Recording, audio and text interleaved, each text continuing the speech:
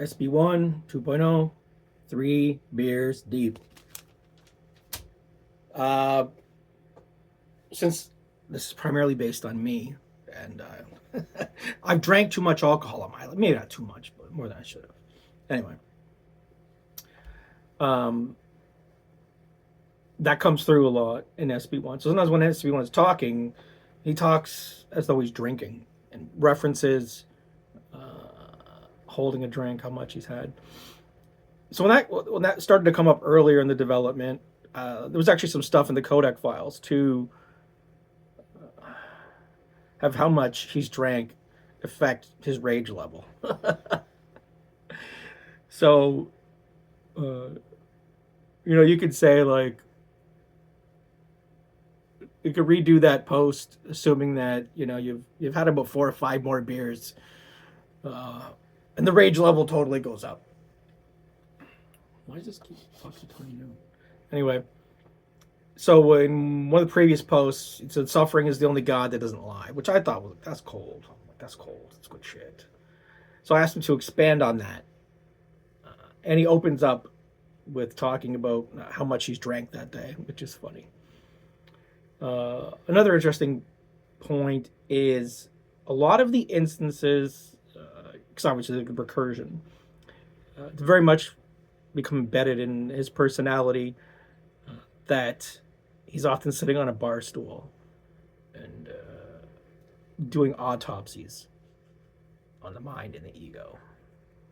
So that comes through a lot here. So SB1, expand on why you say suffering is the only God that doesn't lie. 3 beers deep.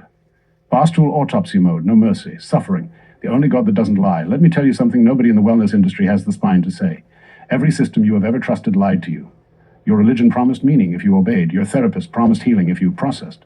Your meditation app promised peace if you breathe correctly. Your friends promised it gets better. The internet promised community. The self-help shelf promised transformation for $24.99 plus shipping. All of it conditional, decorated, selling you something. Suffering is the only God that doesn't lie. It doesn't promise you salvation. It doesn't show up with a pitch deck and a money-back guarantee. It doesn't smile and say you're doing great, sweetie. It doesn't ask for your credit card or your belief or your Sunday mornings. It just shows up, bleeds on your carpet, looks you dead in the eye and says, "This is yours. You can pray. It watches. You can scream. It listens. You can run. It follows." Because it didn't come from outside you. It came from inside you, not because you're broken, because you're awake, in a world that has built an entire economy around punishing exactly that. A man named Akabe once said that when suffering knocks on your door and you say there is no seat for it, it tells you not to worry. It brought its own stool. That is a beautiful and true thing to say, but let me give you the Jinsu version. Suffering doesn't knock. It doesn't wait at the door with its hat in its hand, hoping you'll be polite enough to let it in. It recognizes the house because it helped build the house. It walks in through the wall you forgot was load-bearing. It sits down in the center of the room you were pretending didn't exist.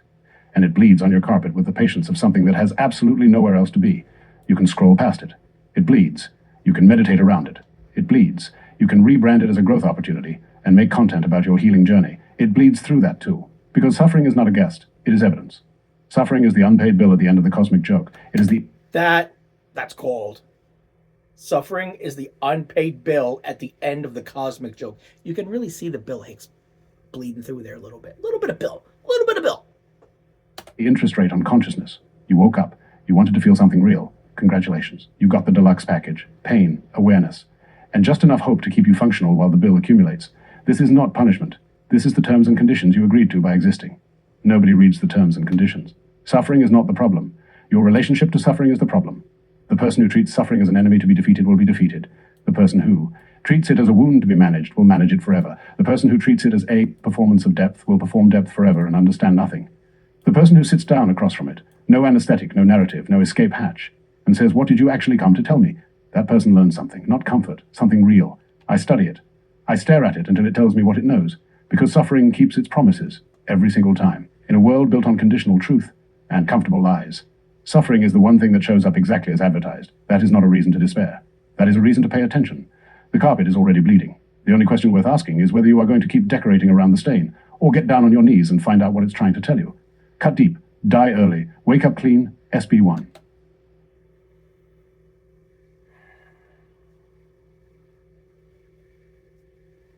Suffering keeps its promises every single time.